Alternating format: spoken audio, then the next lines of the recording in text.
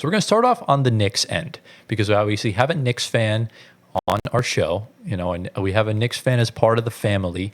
So, Antoine, I'm just going to let you get the floor for the next few minutes and just kind of give me your thoughts on your perspective for just the Knicks.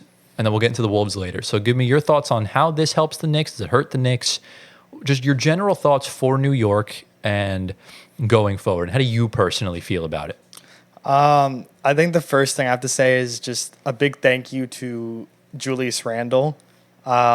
He's the one that started our whole rebrand after the Melo days, because after we missed out on Kyrie and KD, Randle was kind of the consolation prize for that. And I'm sure you guys all remember Max Kellerman gifting Stephen A. Smith a Randle jersey on first take, and Stephen A. just throwing it behind him. And that was the day after the Kyrie and KD trade signing happened. So that's what I remember, because Max was still on first take, and it was a funny thing. And that was one of the most badass moments. He taped the 30 Randle behind Carmelo jersey. No way. And I think Julius kind of ran with that. He kind of knew he was kind of the pity prize, but boy, did he live up to what we wanted and more.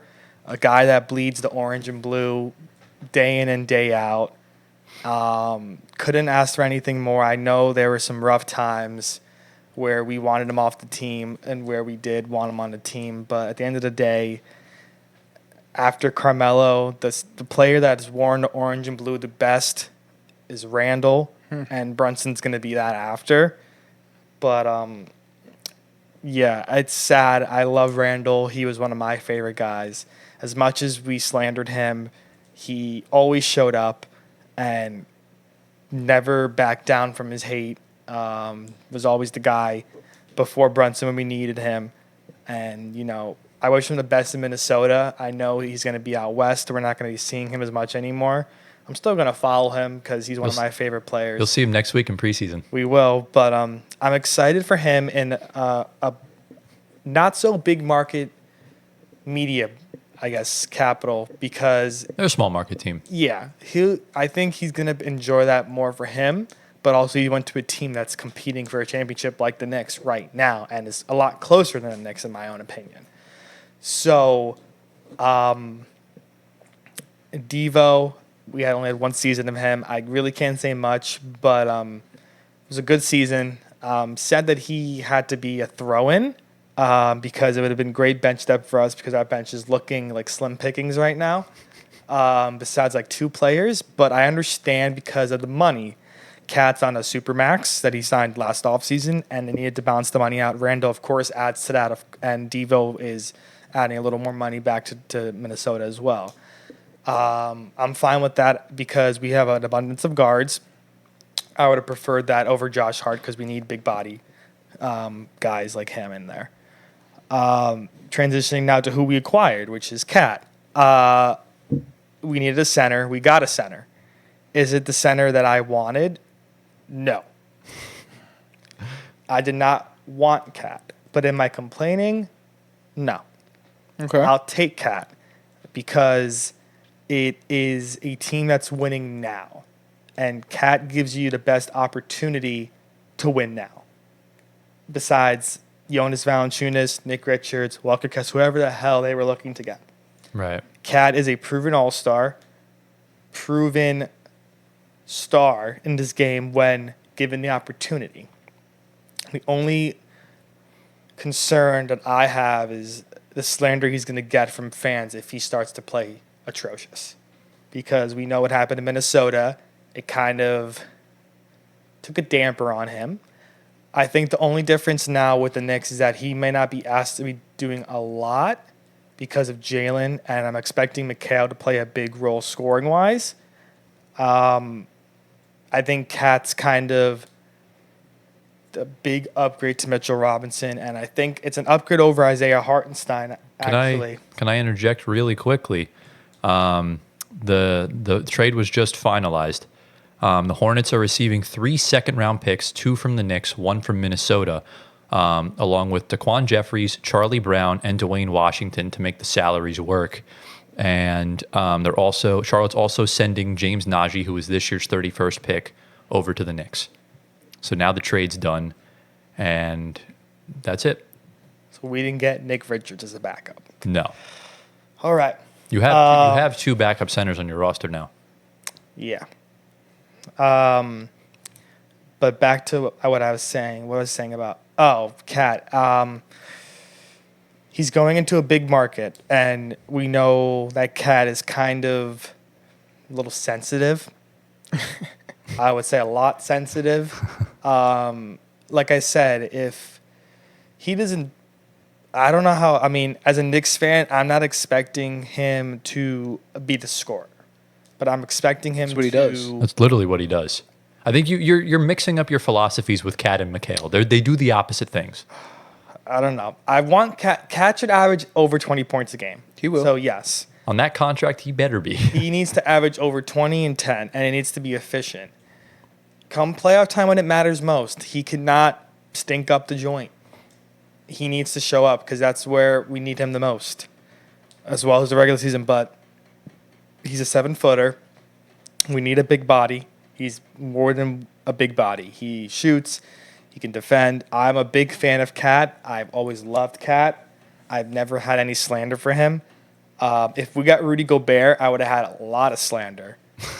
I'm happy we got Cat because I think for Cat, he needed a change of scenery. I think Minnesota was taking a little bit of a toll on him. I don't think so anymore. It maybe did 5 years ago, but they've been in good shape for the past few years. They've been good. I don't know. I think that because I don't know how Minnesota is so willing to trade him for Randle coming off an injury. That's a little bit iffy question mark wise. You're getting your shooter in Devo, which is perfectly fine. I'm excited. It's a player that I like, and it's a little dampering for us losing two guys who we love. Mm-hmm. But at the end of the day, you have to make sacrifices to be a better team. And if this is a sacrifice we have to make. So you think you're better now than you were before?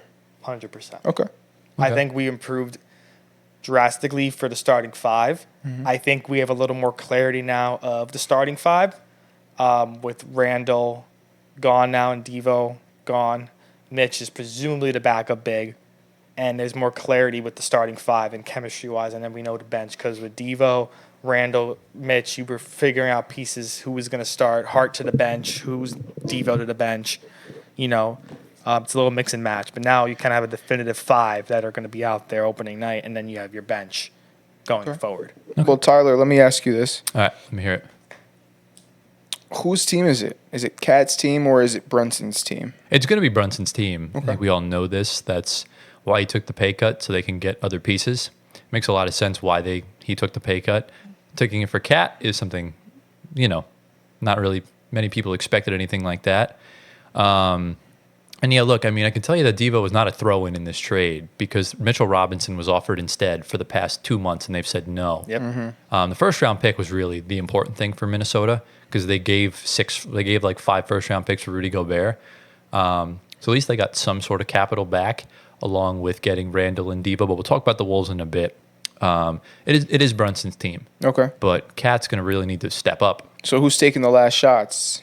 It's Brunson. It's going to be It's Brunson? Yep. It could be Cat some nights. It really depends. If Brunson's going to really foul bait, then he shouldn't be taking the last shot because, as we saw last year, he's not going to get that call. Mm-hmm. So I expect the two of them to be the offensive punch.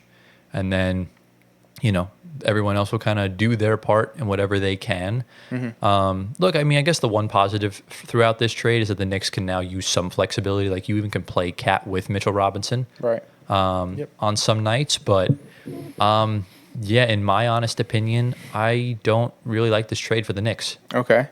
You need to know when to stop. And once they got Mikal, I think that was fine in the sense of just run it with that squad because you have flexibility. You have no more flexibility now. Now Mikal Bridges doesn't want to take a 2-year extension, so you're going to have to give him a full 4-year max at the end of this season. So now, with Cat making $220 million over the next 4 years, that's really tough. And in the 32 or 33 playoff games he's played in, if he scored under 20 in 18 of them and in 12 of them he has 5 or more fouls, that's a problem. Cat notoriously gets into foul trouble. I mean, he's fouled out of so many games night in and night out. And look, he's on a very bad contract. This was a salary dump, if we're being brutally honest. I mean, I think with the squad you had, I think with Jalen Brunson and Randle, I would have liked to see how Randle meshed with this team, personally. I agree. And now, obviously, we won't get that. DiVincenzo just has best season ever, and he's gone. Look, this is why I like what Indiana's doing. They had bench depth. Yeah. You know, when you have a starting 5 that's not too star powered, right? I think Halliburton and Siakam are a good combo, and you fill it out with other good players. Miles Turner's a suitable center, right? Andrew Nembhard is, obviously he's going to wind up being a really good player, but he doesn't step on the toes of everyone else. And on that bench, Toppin, McConnell, Jackson, you have so many guys that contribute. Stacked. With the Knicks, let's just say they didn't trade for Cat, right? You had that starting lineup, and then on your bench, Deuce McBride, DiVincenzo, Josh Hart. You had guys, and now you've gotten rid of that. Deuce McBride is really the only guy on this bench that I semi-trust. I still don't really fully trust him. This is his first full season now making big money, and we'll see what happens, I guess, now. But he's going to have to do a lot more. Yeah. And look, we saw this. I experienced this with my own big 3, man. When Harden got hurt and Kyrie got hurt, Bruce Brown started. Jeff Green was the only trustworthy bench piece because I think outside of games 1 and 2, I'm pretty sure the combined points scored from Mike James, Landry Shamet, Timothé Luwawu Cabarrot, and whoever else played was 0. We had no bench production at all. Wow. And that's my main concern with the Knicks. They're building this team exactly like we did, just without the Hall of Famers. Top heavy. Very top heavy. That's why I worry with the Suns too. It's the same kind of thing. Yeah. Because when you build a top heavy team, someone gets hurt, and now you're losing games because not everyone's, you can't replace people. And it just is the whole big domino effect. Yeah. And that's my main concern with them. I'm not necessarily saying they got worse, but I feel like this was a really big risk just to be very complacent.